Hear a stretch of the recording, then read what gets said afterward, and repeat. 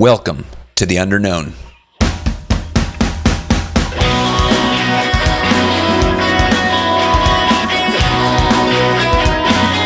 I'm your host, Jan Perillo. Today, I'm speaking with David Ramirez, a singer-songwriter out of Austin, Texas. David's path through music has not been a straight line. In this episode, he talks openly about nearly walking away from music, how a small show in Nashville helped him rediscover his purpose, and how his new album, All the Not So Gentle Reminders, became a kind of homecoming for him. We'll talk about his gospel roots, the power of vulnerability, and moments, big and small, that shape us as artists and as people. This isn't a conversation just about music. It's about listening to the voice that calls you back when you've started to forget who you are. David's journey reminds us that sometimes we need to step away to find our way back. And as he puts it, I almost quit, but I found my love again. From sneaking into his brother's room to learn guitar, to performing intimate shows in living rooms across the country, David has continually sought authenticity in his craft. What struck me most in our conversation was his remarkable self-awareness, how he recognized when he was, in his words, just a shell of a human, and how he found the courage to rebuild his relationship with his music on his own terms. You don't need show business to play shows, he tells us, a simple truth that changed everything for him. Some songs hit you in the chest before you even know why. They bring you back to something, somewhere, simpler, more honest. And that's what David Ramirez does with his music. He brings you to the heart of the moment. To bring you into our conversation, I'd like to play you a song that captures the essence of who David is as an artist. This is called The Music Man, and it's my personal favorite off of his new album, All the Not So Gentle Reminders. Back when it was all simple, back when I wasn't afraid, back when time was my best friend, and I would laugh at the grave. My daddy gave me a Walkman, my daddy gave me a tape.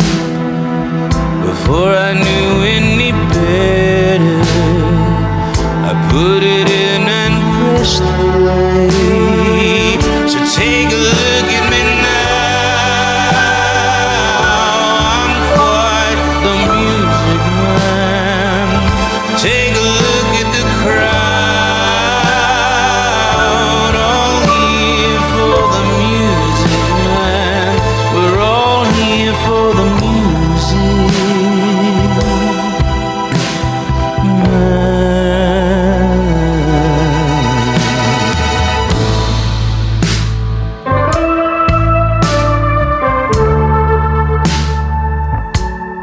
David, welcome to the Underknown podcast. Thanks so much for joining me. Thanks for having me on. So, David, I wanted to start in a place that might be a little unusual to start, but I think it's something that hits home for a lot of musicians that are going through this, the touring and the putting out albums and doing what you've done for so long. I know it hit home for me because I made a different choice than you when I was faced with it. And this is on, almost quitting, which happened to you at the end of, 23 into 24. And, I read on your social media that you were going to throw in the towel, but, because you're close friends and family, you were able to heal from heartbreak, your own personal self-sabotage, and overwhelming disappointment and sadness about the state of the world. And then a bunch of months later, in September of 2024, you said, last night was fully the stuff of which dreams are made. It's been a very long time since a show has reminded me why it is I fell in love with music. And it happened around 9 p.m. on September 3rd in Nashville. And so between there, I think you probably wrote a good piece of your new album. And on the intro, we were listening to Music Man, which is we'll get to in a bit. But can you tell me what happened in between that time? Like, what kind of convinced you? How did you come to the conclusion that I'm not quitting? I mean, it's the stuff the dreams are made of. That show in Nashville. It was a pop-up show at this little bar called Vinyl Tap, and by pop-up show, I just mean it was last minute and there was no promotion, and we just let people know that me and my friend Aram were going to be playing tomorrow at this time, and people showed up, and it was, that show specifically was just a nice reminder that you don't need show business to play shows. And I think I think when I really find myself to be the most down and out about my position as a writer and a recording artist and a touring artist, it's mostly just about show business. And I don't complain about show business. I volunteered for it. No one put a gun to my head. I'm not one of these that gets online and wants to complain and call out Spotify and streaming services. I volunteered for all of this stuff, so no complaints. But sometimes that can be a dead end road in the pursuit of joy for the things that you're creating, and then but before that, when I was really thinking about throwing in the towel, I believe it was like January of 23, and that really wasn't anything to do with the industry or my lack of love for writing. I just gone through this breakup, and I think a large reason, I mean, there are many reasons why that relationship did not end, but I think one of the biggest glaring obvious ones is that when COVID hit, I lost my entire identity. I had put all my eggs in the basket of I'm a person that stands behind a microphone in public. And when that was taken away, I was just a shell of a human with no personality, or I feel like nothing really to offer anyone, especially my person. And so when I was kind of realizing all that, I was just kind of in this place of, well, if I want my identity to be more than just being a songwriter, then maybe I should take a break from doing just that and try to explore some other options, not in a career mindset, but what else is going on inside me? And, oh yeah, I'm an uncle and I'm a brother, and I like watching film and I like cooking, and trying to create a life that is not just so hell-bent on me being behind a microphone. That was the big impetus for me, Right. Considering throwing in the towel.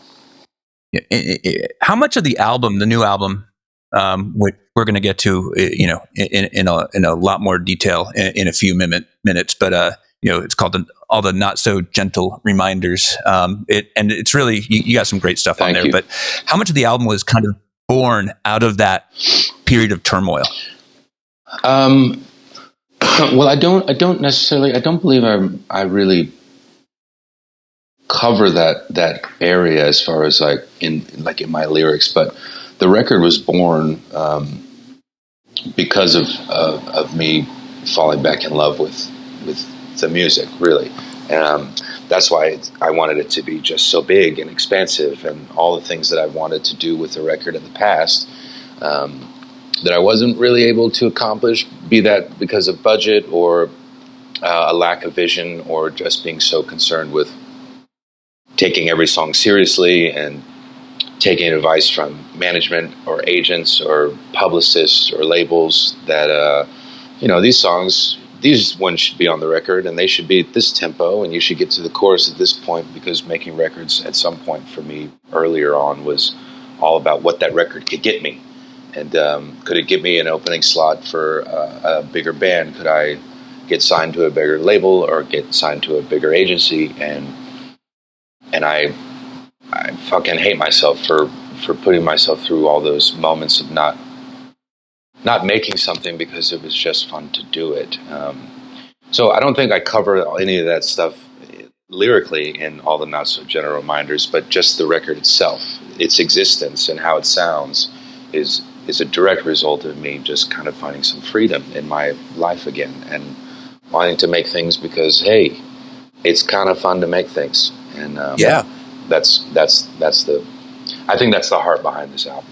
For me, like when I listen to it, I kind of hear, it does feel a little like you're dealing with some loss, like, waiting on the dust to settle, which is, where the title of the track comes from. It's like, it feels like you're just like waiting, you're kind of just like waiting for yourself to feel normal and feel all right. And then, and you're also feels like you're coming to terms with who you are as a musician. It's kind of everything that you just said in the intro. So, I mean, to me, listening to how you described, the period leading up to that, and I actually, heard quite a bit of that in those lyrics, whether it was intentional or not. It just kind of feels to me like you were, this is who I am. This is what I am. This is who I am. This is what I'm doing. And, I'm not doing it for other people now. Like you said, I'm not doing it for, another motive, but this is, I'm putting out what I want to put out. And I don't know if it's because I kind of saw the story, but I get that from this album, and I hear that in this album. So I don't, maybe it was more subconscious.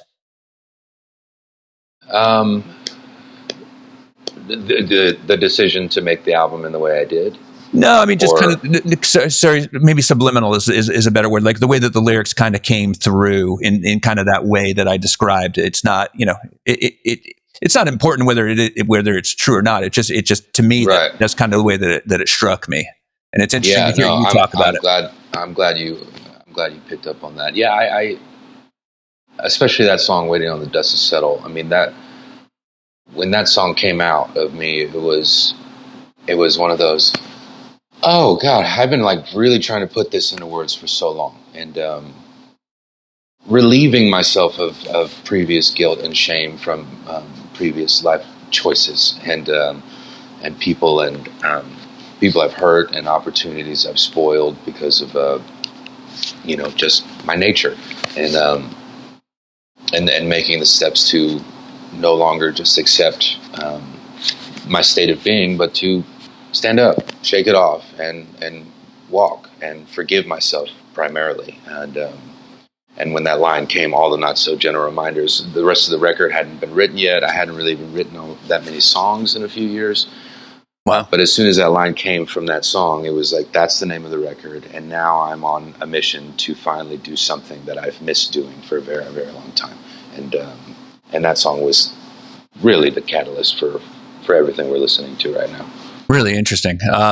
That's really cool. So another thing that I kind of picked up on, and this is, again, social media, your Instagram, looking at what you do. But another thing that I found, which I just thought was fascinating. And this happened in between I almost quit and, I found my love again, was you did 10 shows at 10 homes for free at 10 people's house. Like you literally went into their living room and played for them, like in 10 people in Texas. Yeah.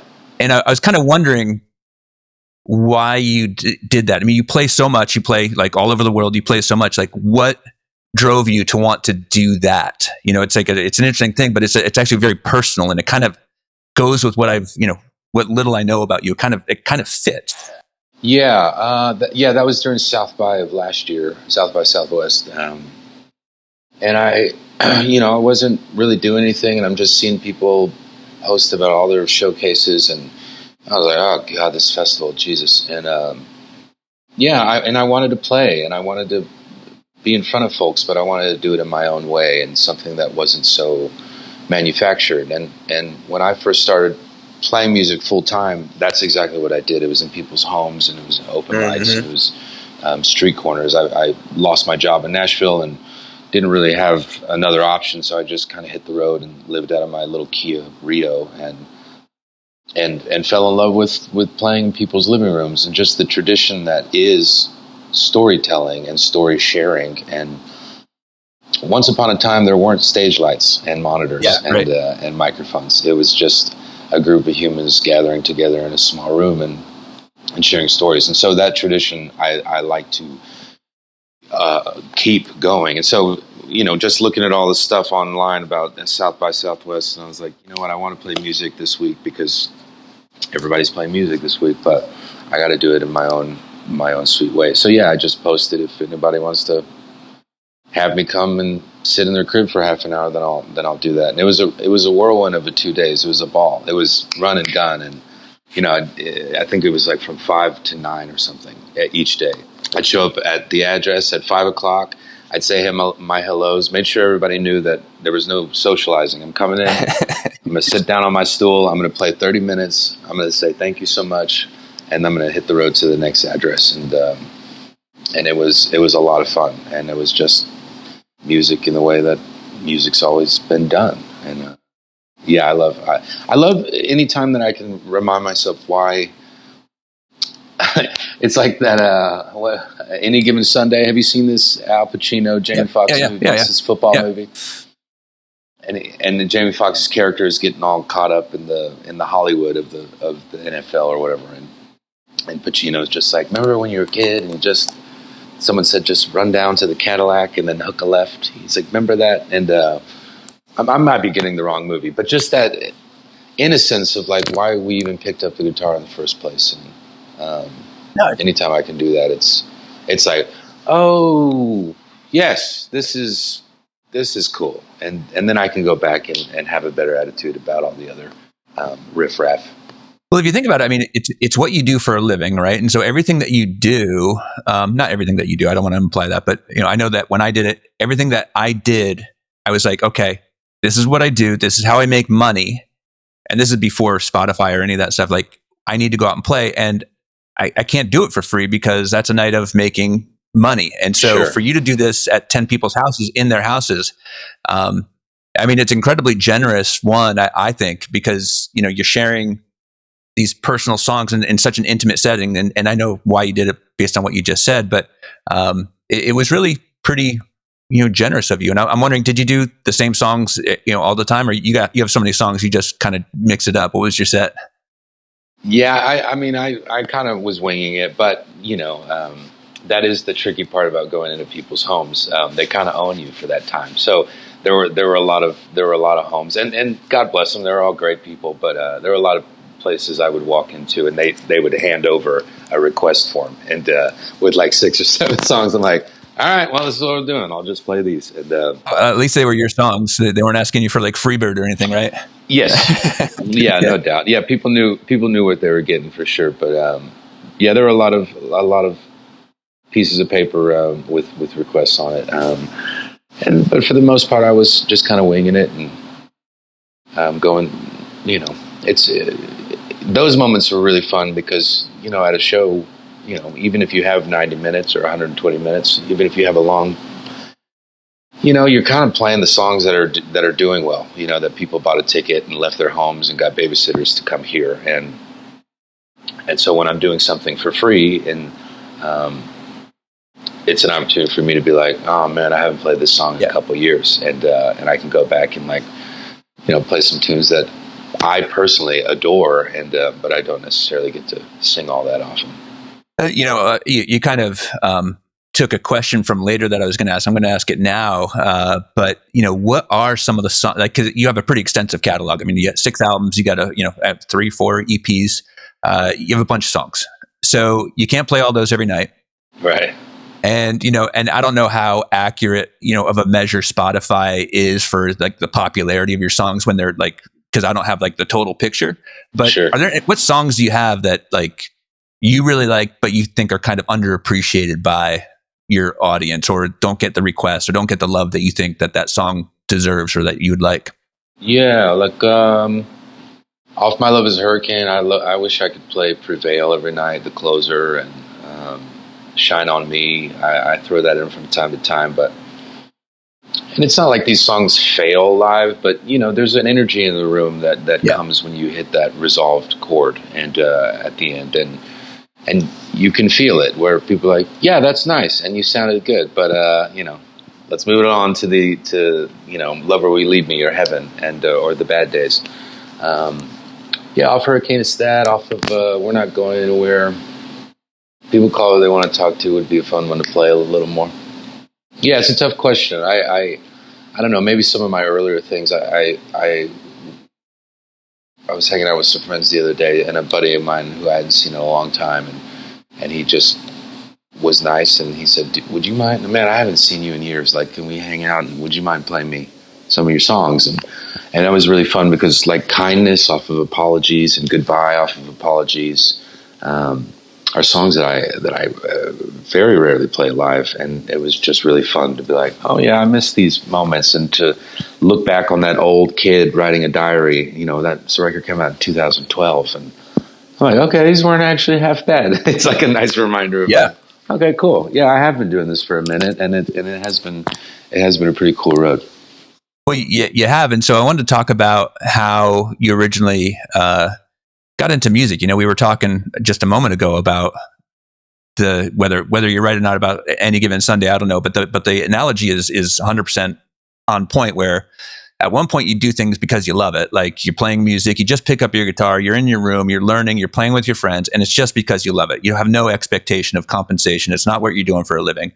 And at some point, for some of us, obviously for you, it becomes your way of life. It's what you do. And now it's a job. And I don't think that people quite understand that it is a job and it is a lot of work. But let's go back to the early days and what drew you in. Like what's your musical experience growing up that made you become a guitar player or a piano player? I think you're both, but I don't know which one came first. Yeah. I grew up mostly playing baseball as a kid.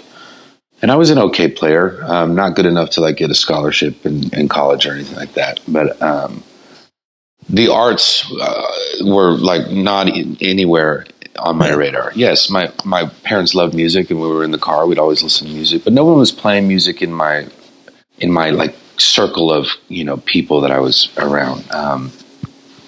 In my senior year of high school, we moved homes, and I was zoned to this different school. And walking around the cafeteria as a new kid, where do I sit? The people who were kind enough to invite me over were all theater and choir kids.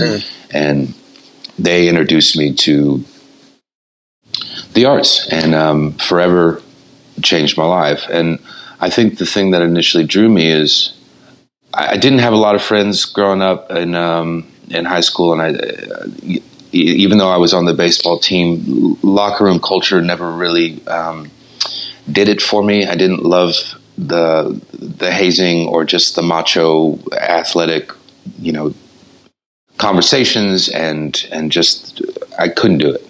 And so I never really felt like I belonged anywhere growing up. And these kids who brought me in made me feel like I was a part of something. And it spoke to my spirit and it spoke to my confidence and because theater and choir are so just incredibly collaborative, teamwork for me, which had been the baseball field, and then we'd get in the locker room and whatever bullshit was happening in there, and it was like, is that teamwork? Choir, to me, that was teamwork.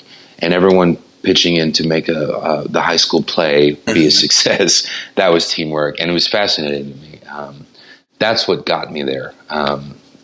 And that's what opened the door for me. And in a lot of ways, that's why I've continued to stay in it, because of the collaborative, encouraging, lovely, nature of just people being vulnerable and intimate in a public way, and what that does to people's relationships and to an individual. But and I stayed. I stayed because.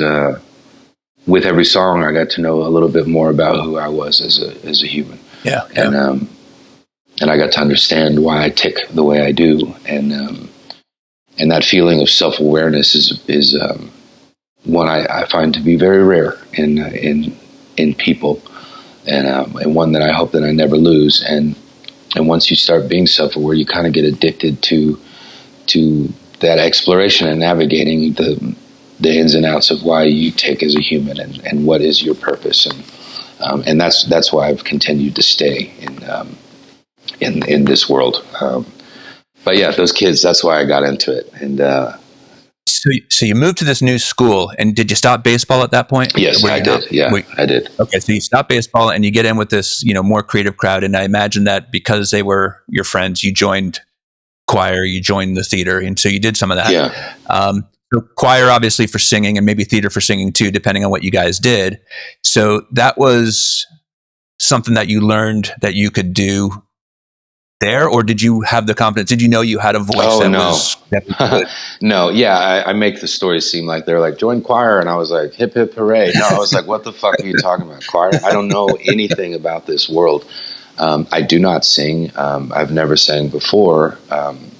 In that kind of way, sure, in the car, but like not in a in a real way. And they were cool kids, and they were like, it doesn't matter. A lot of people suck in choir anyways, but it's just fun. So if you audition, we like hanging out with you. We want you to hang out more. So just audition. If you suck, you suck. She'll still probably let you in, and then we can all hang out. And I did audition, and one of the kids that I'd met, Eddie Rivas, I'll never forget. he was nice enough to play acoustic guitar for this gospel tune that we both knew, and that's what I auditioned with. And we were done with the song, and Miss Childress, our choir director, just said, "Where have you been? Why haven't I seen you or heard of you or heard this voice before?" And that was the first time I caught wind that maybe I do have a voice. And you had something. And she just a wonderful coach and friend and encourager. And she was like, in the sense of a teacher, she was the full sense of that word. You know, I think it wasn't just her job. She wanted to navigate and lead me down that road, and she did. And I'd stay after school and we'd punch out notes on the piano, and she'd help me with my pitch and strengthen my voice, and would sign me up for UIL competitions where I'm singing like Russian and Russian operas and or German operas. Wow. And I would go compete, and she would, you know, bring me along, and really built up this confidence that I'd never seen in me before. So that was one short year of your life, basically. Yes, that 9-month senior year was it was 0 to 100. Yeah. Yeah, my life changed on a dime, and there was no looking back. It's like by the end of my senior year, I felt like I had been in that world forever. So you said something else I thought interesting, because you can obviously hear some of it in your music. You know, when you mentioned that the first song you did was gospel, I can hear some of that, you know, all throughout your music. I mean, it's you know, with the big harmonies and like the singers in the background, it's really cool. But why gospel? And you know, if I was, you know, when I was 17 years old, I didn't know a single gospel song. That'd been the last thing I would have done. So how, you know, what was your life like that you knew a gospel tune?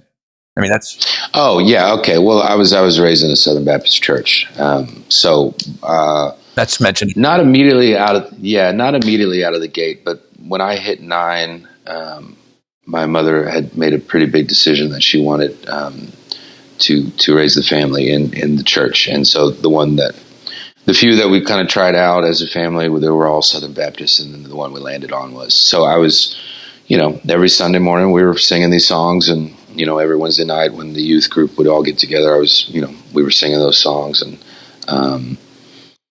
so that's really kind of all I really knew about singing or music was all church songs, really. You know, it's interesting because you get into this situation in high school, but you're kind of in church singing around people when you're 9 years old, and I imagine that you don't just get to all of a sudden when you're 17, like all of a sudden now I can sing. You couldn't sing when you were 16. You couldn't sing when you were 15. It's interesting that nobody pointed that out to you before. I mean, you know, maybe you're not doing solos and things like that, but people can pick out a voice in a crowd, and maybe you were just young. But I think it's interesting that you weren't given that encouragement earlier, and no one's saying, "Hey, you got a great voice. You know, that's really good." Yeah, no, never did. If it did happen at all, it's not in my memory. But if it did happen at all, one ear out the other, and you know, I mean, they're church songs. If someone told me I sounded good, it's like, well, who cares? You know, whatever. Who cares if I sound good singing this old hymn that was written in 1860? You know, like there's nothing hip or cool about it. But no, to my memory, I do not recall anyone ever acknowledging that prior to Mrs. Childress. I don't know. I remember being in churches, and maybe I couldn't tell when somebody sounded really good, but you sure as hell knew when they sounded bad. I mean, you could hear that they're always the loudest ones. You know what I mean? You're like, oh my God, just stop singing. Yes, the worst singers out there, they sure do love it. They love it. They love it. Absolutely. Yeah. So when did you start playing guitar? I mean, so you mentioned the piano. When did you actually start playing? I mean, because to me, like, I know you can just be a singer and not play anything and have a band behind you, and that's great, but that's not what you do, and it doesn't seem like that's ever what you did according to like your albums and stuff like that. So how did you learn to play? Around this time, my senior year, when I was meeting all these kids, not only did most of them play an instrument of some kind, a couple of them were already in bands, but in my household, my younger brother, who's 3 years younger than I am, he came home with an acoustic guitar one day, and And it was around the time that I was going to this new school. And so now I'm meeting all these kids, and as only an older brother does, I made fun of my younger brother for bringing a guitar in. You're gonna No, start you're a playing rock guitar? star, yeah. You're a rock star. Okay, cool. But I'm around all these kids at school who are musically inclined and learning all these instruments, and then I'd come home, and when my brother would leave the house, I would sneak into his room and fiddle around on it. And it was not long. I don't know the timeline, but it really was not long before I was talking to my dad, like, do you think maybe I could get one too? That kind of thing. And my first guitar was a Mitchell. I think it cost $100. Mitchell, okay, I don't know that real one. Piece. Yeah, you should. No reason you should. real piece of shit guitar. But I played the hell out of that thing, and you couldn't get it out of my hands. I caught the bug and was immediately hooked to it. Yeah. So no, I was never just like a singer. I picked up a guitar pretty soon after joining that choir, and then I had some history with piano. My mother really, really, really, really wanted me to be a pianist, and so would sign me up for private lessons. But I was a baseball player, and no one in my circles were playing music, so I'm really not going to go home and do the homework that you assigned me, so. And probably a lot of that was reading music and, knowing like what each note was and doing chords and doing exercises. I know that's when my son fell out of love with playing piano too. It's like he had a really good ear when he was young, and he could play things. He was, I remember him like 5 years old learning Fur Elise, like, and you're just like, oh wow, you're like, wow. But then they tried to make him read music, and he was done. He just hated it. And so he hasn't gone back. Luckily, my other son, who I have twins, he started playing guitar like super early, and it just would will his fingers to make a chord, even though they were too small. And he's been playing ever since. So I didn't have that either. Cool. I didn't have kind of the same as you. My parents loved music. I remember listening to the Beatles on vinyl, sitting there, and my mom would be blasting like John Denver or whatever around the house. Neil Diamond, she loved Neil Diamond, and you would just listen to this stuff all the time. But I wasn't from a musical family per se. Like we weren't like right. So it's really interesting, how people from those kinds of backgrounds get involved in music. Because it's it's not the logical path. Yes. Yeah, I agree.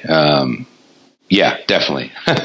And yes, there was nothing fun about, you're already in school, you already hate doing homework, and then going to this private piano thing, and then I having to stay, you want me to do what? I'm not doing it. It's not happening. But that senior year, I was still in piano lessons. For some reason, my mother still, was still making me go. And Joan Spitz was my piano teacher at the time. And I remember walking into her house for my lesson, and this is around the time when I got a guitar and was immediately interested in writing and playing. And I walked into her house and just asked her, can we stop learning other people's songs, and can you start teaching me more about music theory? Because I'd like to know the math behind all this stuff so I could start writing my own songs. And that's when I really started enjoying my piano lessons. And that was on piano. That was on piano early on. You said that. No, that was still my senior year. So all this stuff. That's your senior. Okay, I'm sorry. Yeah.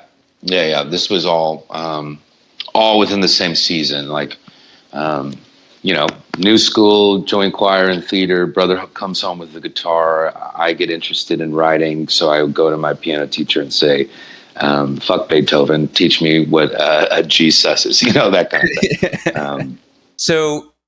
I guess because all those things were happening at the same time. I mean, you're just feeling that creative, like you're just feeling, maybe understanding what you want. Because to not want to learn other people's music so early on, that's the way most people want to start, right? I want to play this song, or I want to learn how to play, my first songs were always like Neil Young or something like that. I need to learn how to play that. Sure. But you were thinking already, like, I want to do my own thing. That's pretty, independent. I'm sure you learned covers or learned other songs too, but to even be thinking like that when you're that age is pretty cool. It was, all I wanted to do was write my my own story, really. Yeah, and I learned plenty of Dave Matthews songs, and Yeah. but yeah, I wanted to write right out the gate, pretty much. You mentioned that you got fired from your job in Nashville. So after high school, what happened? I mean, because obviously, you have a voice, and your voice was probably, good out of the gate based on the feedback from your choir teacher. You probably weren't a good guitar player out of the gate. I mean, you probably were maybe better than average because you had this like musical ability, but a year's a year. I mean, you're only going to be so good. And, you grew up in Texas, right? You Yeah. lived in Texas, and then you moved to Nashville. Why? Or was there a big gap in there? Yeah, there's a big gap there. Okay. Graduated, kind of hung around Houston for a little bit doing community college, but even though music was this newfound love, the idea of like making it my job was that was not in my brain at all.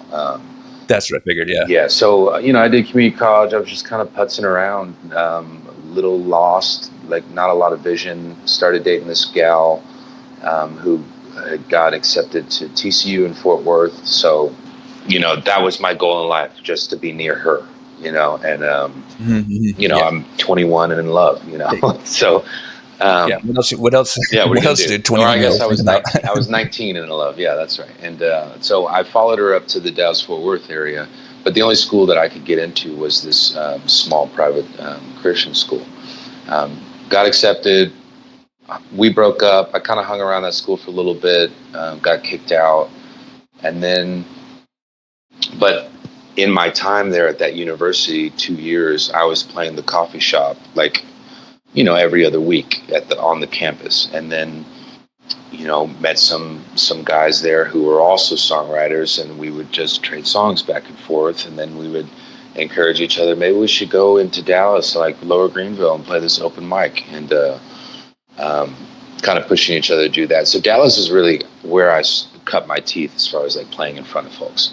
And Interesting. And I was there for 2003 to the beginning of 2007. So yeah, like 4 years. And so for 4 years I'd been playing more and more and more and booking my own shows, and finally have enough songs to do a set. And then at that point I was a god. You couldn't stop me. I'm like, I'm moving to Nashville. I'm going to get straight to the top. And that was the push for Nashville. And then I went out there with a handful of very mediocre songs, and I was just working this cafe restaurant job, and just getting drunk with my friends, and playing darts and pool, and very lost, no vision. And it wasn't until I lost my job and I started cruising around in my car. It's the first time I saw the country on that level. That was 2007 that you lost your job and started? May of 2008. May of 2000. So right before the world started falling apart from like you were probably somewhat insulated from it, but like the whole recession and everything like that was happening. Yeah, that's true. And and so for 6-7 months, I just, I was technically homeless, but I didn't feel like that. There was, I met very, very generous people out on the road who would see me playing on the street and strike up a conversation and offer a couch and like a warm meal for dinner. It was a hard and very lost time in my life, but looking back, it was really beautiful. I would never, ever do it again. But but it was great, but because I was homeless and really trying to get my gas money or my next little Subway sandwich for $5, I had to play and I had to be very active, and so my days would start with me going to a Starbucks or a Panera Bread, any place with Wi-Fi, get a little coffee, and then I'd pull up Facebook and I'd just start messaging. Because I went to 4 high schools total, so a lot of Oh wow. A lot of people that I went to high school with, they go to college and they spread out all over the country, and we're all friends on Facebook. And so I'd start messaging people, being like, "Hey, I kind of want to come out west. I see that you're living in San Francisco. Do you think you have 30 friends who would be willing to come to your living room and let me play the songs for them?" And so that really instilled like this booking agent mentality, and then promoting my stuff and buying a tiny little camera and putting little web blogs on YouTube to like update people about my travels, and nothing ever blew up or went viral, but what it did instill in me was the work ethic of, if this is something that I want to do, then this is kind of what it looks like day in, day out. And had I not been fired, and had I not chose to be homeless to do, busking and living rooms and open mics, I never would have had the vision to really make, I say career loosely, but to make the career that I have now, if it wasn't for that time. Well, first of all, it certainly doesn't seem loosely to me. I mean, you've been doing it for a long time, and it looks like you have a home there, so you're not homeless. And it's not an easy thing to do. I mean, it's just not. And there's to make money doing it, and like we talked about earlier, like this record, the new one is the first time you kind of felt like you weren't doing something with an ulterior motive, whether it was like to have a hit, or whether it was like for, an agent or a manager or something like that, like to I need my 3-minute song. I can't have this 7-minute song, because you have plenty of those that are way over like the Sure. radio. And I don't know how much radio edits matter anymore, but back when you started, they did. It's a really hard thing to do, and so to get all those skills when you were kind of thrown into the fire, I guess. I mean, I guess you were lucky enough that it happened after 5 or 6 years of you being around and playing. It sounds like so you probably had a much bigger slate of songs, but then you decide in 2009 to do your first album, American Soil. I imagine you had a lot more than I think there were 12 songs on that album. I think you probably had a lot more songs than that. How did you narrow them down? Why did you decide to make the album? Where did you make it? Like, just talk through that a little bit. Because I think the first album is a really interesting thing to explore a little bit, just because of like, you've never really been in the studio. You don't know what you're doing. And you kind of go in after being homeless and after playing all over the place, and now you're making an album, and you're probably paying for it yourself, or did you get somebody to fund it for you? Yeah, there was people who were kind enough through my travels who offered to help fund all that. Oh wow, that's great. Yeah, I think the songs were chosen for that record because they just happened to be the 10 best songs that I had. So it was kind of like an easy choice. Where I didn't have all that many to begin with, but those were the best 10. I did it in Nashville, actually, so I returned, not to live, but to record there, which I felt to be really important on some like philosophical, romantic way, for me to go back to Nashville and do it there. And I was really green. I listened back to that record, and I think it's cool, and I don't think the songs are terrible, but you can hear it in my voice how new it all was for me. And I sound really young, and I sound a lot more timid than I wish I had, but but it was great, and I learned a lot from that studio, and we had a lot of fun. And it was a smokestack with this guy named Paul Moak, and this guy named Kaysen produced it, and they brought in all the players who I didn't know, and it was intimidating, inspiring, and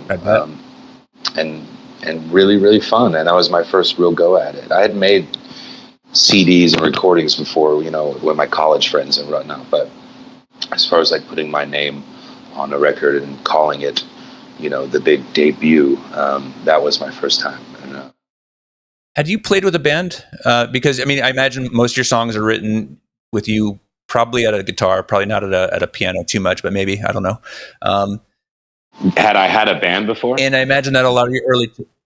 Yeah, had you ever played in a band? Like, I'm sure you'd played with people, but was it like a band, or did you just kind of like, tell me about that? Because it seems like you probably it seems to me, listening to you, started off as acoustic. Is that accurate, or did you play with a lot of other people? That is accurate. Okay. I met some friends in college, but I met some friends in college, and we all started a band. It was called the David Ramirez Band. and it was pretty... They were really talented musicians, and we sounded good. But it was, it was, it was just college pop stuff, and the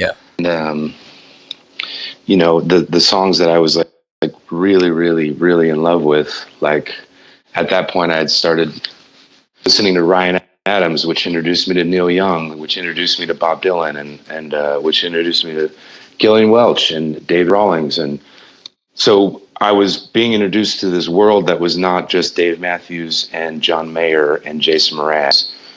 So my musical taste was shifting while I was in this like college, like kind of pop, upbeat tempo, David Ramirez band. And I think the Nashville move was for me to kind of like get out and do my own thing also, and kind of maybe get out of this, not get out of anything, but to explore something that was kind of tugging at my heart. And Right. and that was really hard and difficult for the band. They did not really get it. And, you know, you have the stars in your eyes when you're that age, you know, and the world is your oyster. And, you know, the songs didn't sound half bad and the recordings weren't terrible. And it's like, we might have a real shot at this. And I'm like, sorry, guys, I'm moving to Nashville, you know. So it was a thing for sure. Do you have any regrets around that, like kind of moving off, or because obviously you've turned out okay. So I'm wondering if like you're kind of like, that's just my path, or do you say, do you sit and kind of think like, well, what if I, maybe I should have brought some of those guys along, or like, what do you think when you think back to that time now? No, I don't find it to be, that is not something that fills me with regret, that move and leaving the band. I mean, yeah, I've never thought about it in that way, but now that you ask, maybe I don't feel regret like that because, how supportive my folks were with me exploring my own path. And, and I think that's the age to find your individuality and to make, to move to New York City and have 8 roommates in a roach infested little shitty apartment. Yeah. That's when you do that. You do that at 21 and 22. And that was my big move that I just needed to do it. So no regrets in that way. And yeah, and it didn't really ruin the friendships either. So I think good. That's great. We keep in touch. Yeah. I was just 2 days ago with that drummer and that bass player, Jesse and Josh, and we were on a little group chain. So yeah, and that's 20 years ago. So yeah, I think it all worked out. Yeah, it goes by. Yeah, it goes by. Yeah, it goes for by. Sure. One of the things that, and I wonder if you can talk about this, because you started off on maybe because you can correct me if I'm wrong, but because, a lot of your early ability to do this was based on the generosity of others, right? I mean, they let you crash there. You call them up, they set up a gig for you, even if it was in their living room. Yeah. They would help you out. So it seems to me like when I look at a lot of what you do, there's a big community around your music, and specifically, as I read, a lot of people have this, like, I don't know, this impact that they get from your lyrics, right? Your lyrics or your voice, and I imagine it's probably a combination of your voice with the lyrics, because you do emote very, very much through your singing, which is not the easiest thing in the world to do, but you do it very well. And so I'm just kind of wondering, like, what your relationship with your fans is like, because it seems like it's pretty, from doing the shows in their living rooms to like the comments I see on YouTube or the way you move them. What is that relationship like with you? I mean, you must have the same, like a lot of the same fans from the beginning, a lot of new fans. I mean, what goes on? Yes. Man, the people who have been showing up since day one still show up. I mean, obviously not everybody, but I see faces in crowds that I've been seeing for 18, 19 years. And it is like, bro, yeah, it's wild. And I, a lot of these folks, I do have fans and I do have followers, but a lot of these people, especially the ones that have been coming out for over a decade, these are, I mean, we're not best buds, but we're friends, and we they meet up before the show and we have a drink, or they invite me to their weddings and they send me videos of like their kids listening to Find the Light for the first time. And a lot of these people, not a lot, but there have been quite a few who they met at my shows, fell in love, and got married, and now they're bringing their 9-year-old daughter to my shows, and she's like, "Oh, that's the guy who introduced mommy and daddy." Yeah. It's Isn't that been cool? it's just the power of music, really. And when I start to think that all of this is just a guy with a lot of feelings that is so desperate to be heard by people, as soon as I start getting thoughts like that and feeling really down, like, the hell is the point of all this stuff?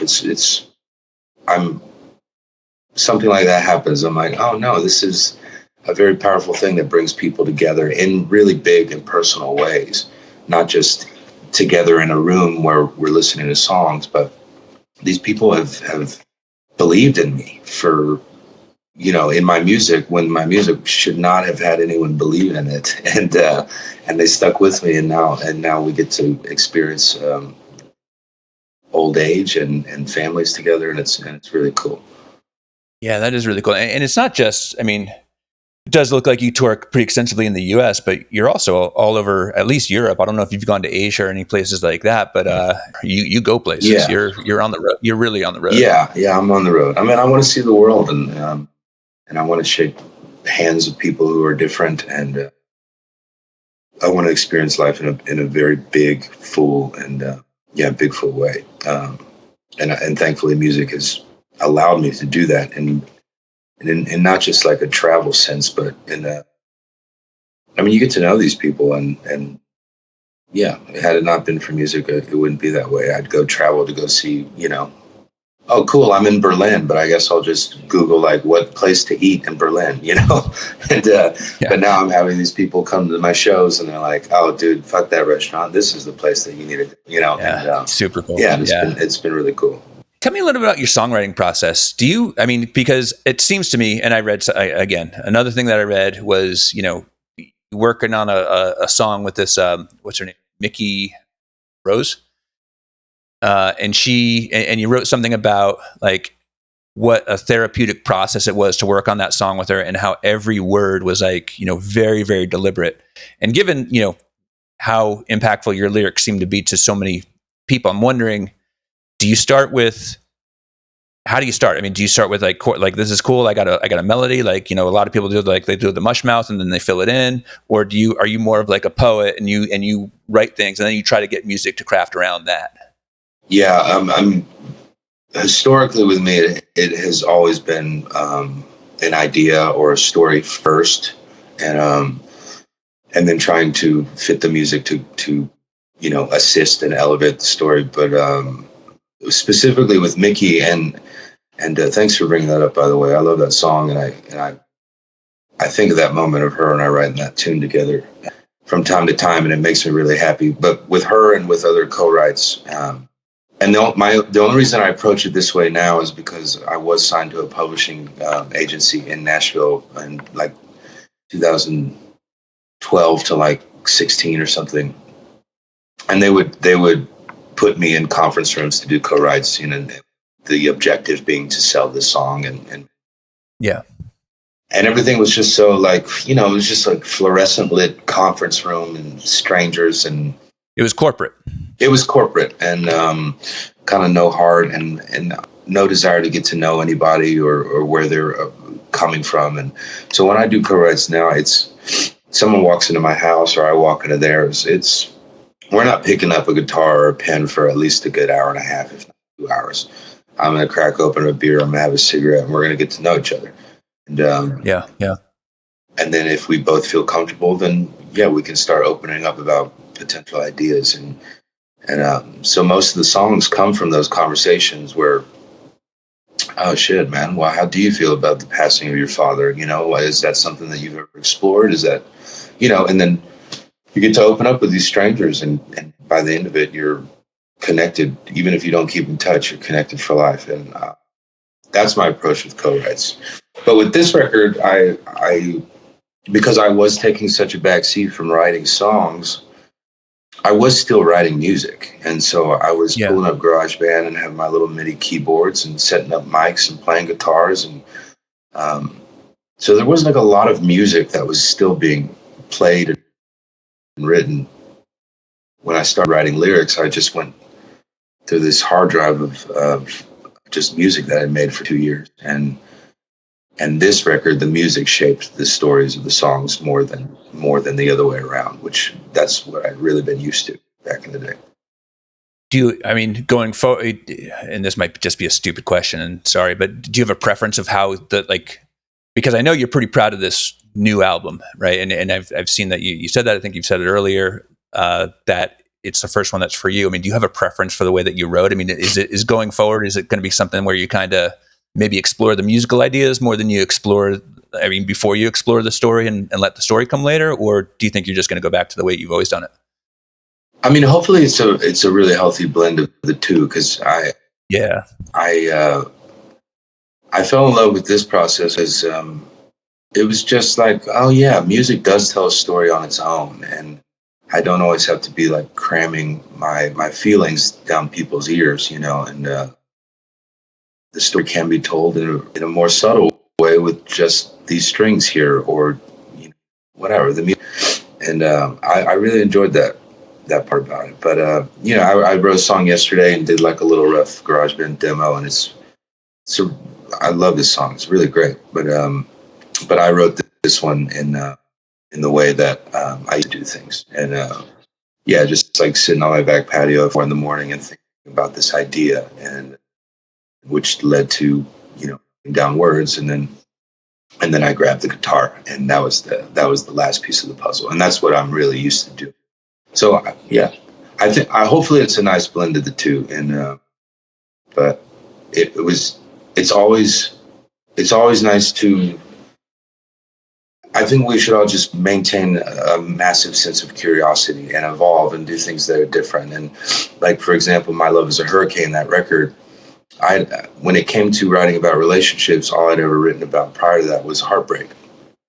And I was in love with this wonderful woman, and I was having one hell of a time writing because nothing bad was going on in my life. Right. Things were going well. And how does an artist create if he's not just so depressed or something, and so I wrote Heaven after she and I had like just this crazy night out on town. And it was just so satisfying to like write something sweet and hopeful and lovely and about someone, instead of like they ripped my heart out. And I made it my goal I said, all right, to myself, I want to write, record, and release a record that is all about love and partnership. And that was a really heavy task for me at the time. But I wanted to put myself in this moment to say, you don't have to be sad to have an output at all. And I don't want to, at that time, I don't want to live in self-sabotage just so I can have a song to sing. But yeah, and so with the music stuff now and writing in this new way, I always want to try to find some new way to stretch myself and not get bored, because as fun as it all is and fascinating as it all is, you find yourself in those same patterns and steal the joy right out of it. When it becomes easy and just obvious, then it doesn't seem like there's a lot of heart to it. So try my best to stay limber and not be such a brittle spirit. And I guess that's why something like, and I thought this was a super cool way to start your album. Maybe it was all a dream. I mean, it's beautiful. It's just beautiful. And I don't know, is that your mom? Is that a girl? Like who's at the end saying, that's my mother. Wake up, David. Yeah, that's awesome. I mean, it's just such a cool. It's a beautiful song. I mean, it's and there's no words to it, which is what you're kind of known for, right? Yeah. But it's just this like, it's really an amazing tune. I mean, I've listened to it several times. I just really and I'm not usually that big in instrumentals, but it's like a little bit Pink Floyd-y to me in a way. You know what I mean? Like how they used to just do things. It's really cool. So I guess that's probably something that came out, and maybe you decided it didn't need lyrics, you didn't want lyrics, or you couldn't find lyrics. But either way, it doesn't really matter. Yeah, no, thanks a lot. Yeah, I love that one a whole bunch, and that's my mom that came in, and she got to come to the studio and sit in the booth and put the headphones on and sit on the microphone. It was really cool. Yeah, she's like, "How do you want me to say it?" I was like, "Say it like I'm 13 and you're school bus. Yeah. That's how it's so gentle and sweet. Yeah. Like it's like it's like she's got her hand on your back. Wake up, David. And you can totally. you can almost see her just like touching you. So it's super cool. Anyways, that was a really good one. So one more thing for you that I feel like, you are you're a super honest writer. I feel, and I can kind of feel like your albums.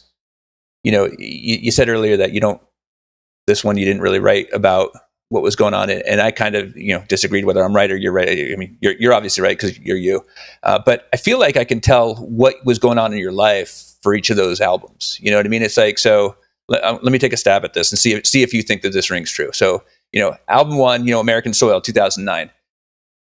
You quit, but so you're going through some rebellion, some self-discovery, and maybe some destructive behavior during that time. You're doing some things that maybe aren't so good for you. Then you get to 2000. I'm not going to do the EPs. There's some good music on your EPs too, but I'm going to do your album. So Apologies.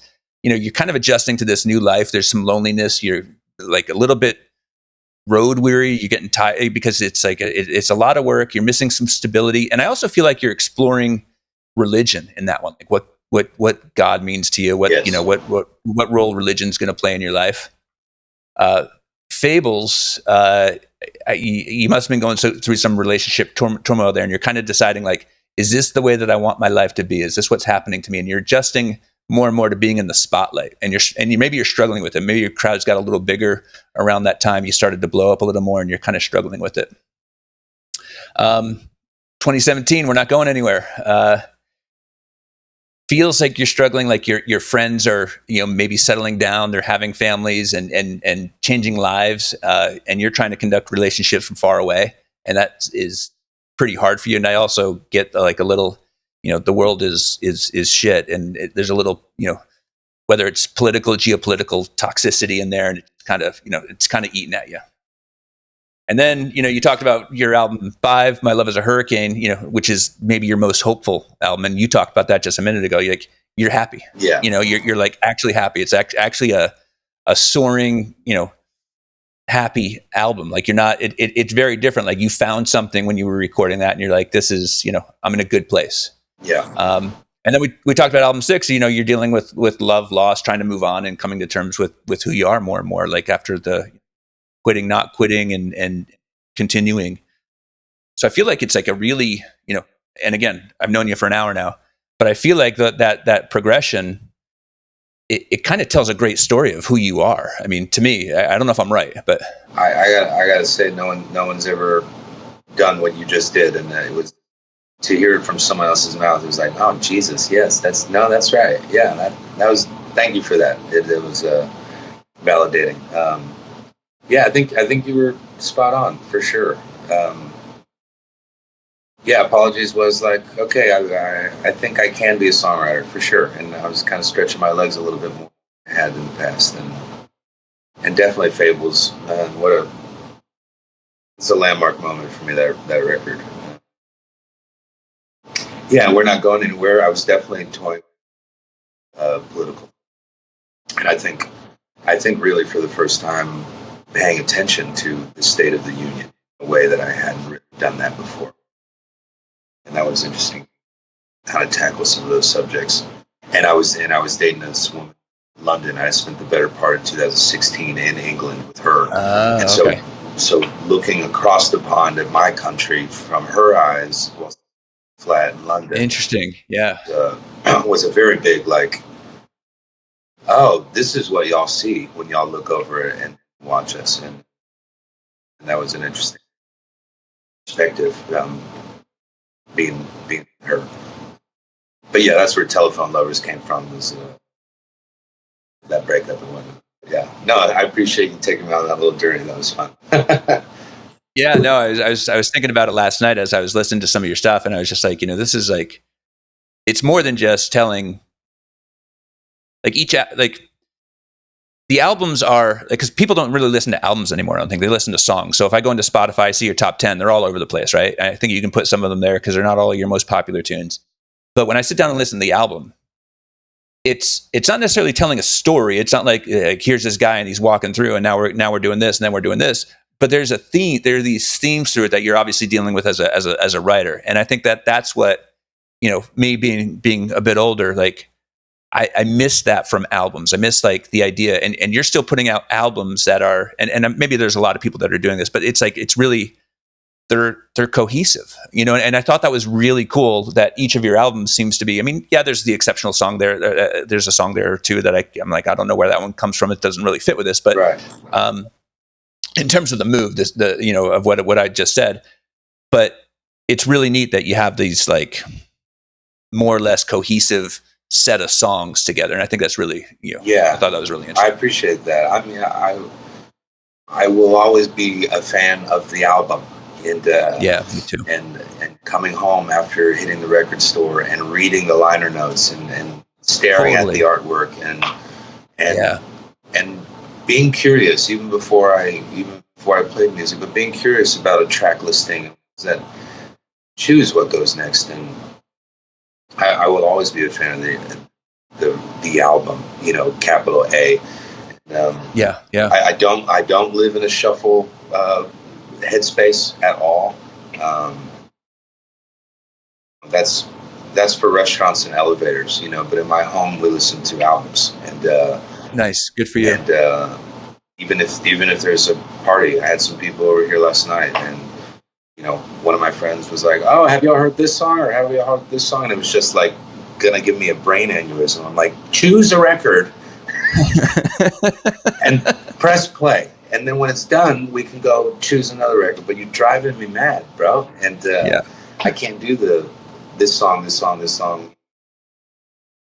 I don't want to go on a tour right now. I just want to set a vibe and set a mood. And can we live in that for 45 minutes? And I find that to be really important. You know, not just for a party, but for me, forward with my music. And to live in that space. And hopefully people will do as I do, or what I expect them to do. It's just hit play and let it ride. And that's why I love vinyl, because you have to be present to listen to vinyl. Can't just, you got to flip it over, you got to stop it's it, going to stop in 20 minutes, and you got to be there to flip it.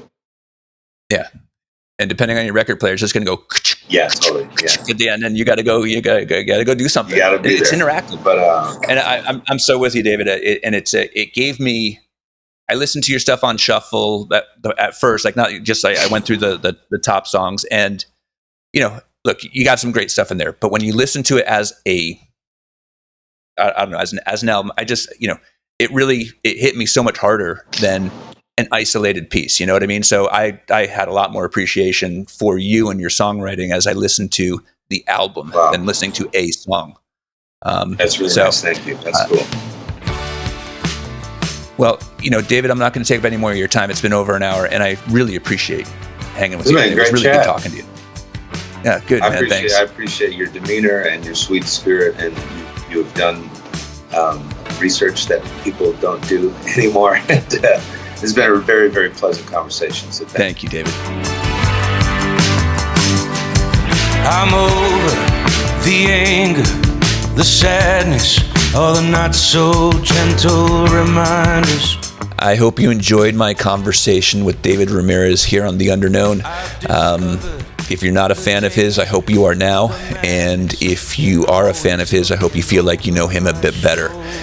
He was a really open and honest person to interview, and I think that the conversation was, well, at least it was interesting for me, and I hope it was for you as well. Right now, we are listening to Waiting on the Dust to Settle off of David's newest album, All the Not So Gentle Reminders. David's also on tour in the U.S. right now as of April, and you can also find out where he's playing on Spotify or his website or any place else you get your music. So go out and see him, and I hope to see you next time.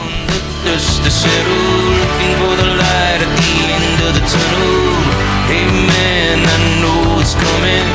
Amen, I can see it coming soon.